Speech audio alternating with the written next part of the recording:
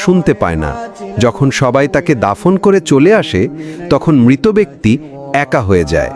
ঠিক তখনই মহান আল্লাহ তাআলা তার আত্মাকে পুনরায় তার দেহের মধ্যে ফিরিয়ে দেয়।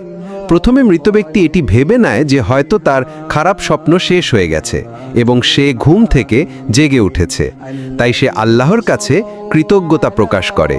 এরপর সে তার শরীর স্পর্শ করতে থাকে যা কিনা সবেমাত্র দাফন করা হয়েছে। তখন সে বলতে থাকে, আমার শার্ট কোথায়, আমার প্যান্ট কোথায়, আমি সাদা কাপড়ে মোড়ানো কেন, এখানে এত অন্ধকার কেন, এখানে এত ময়লা মাটির গন্ধ কেন। তখন সে আস্তে আস্তে বুঝতে পারে যে সে সত্যি মারা গেছে, এটি কোনো দুঃস্বপ্ন ছিল না।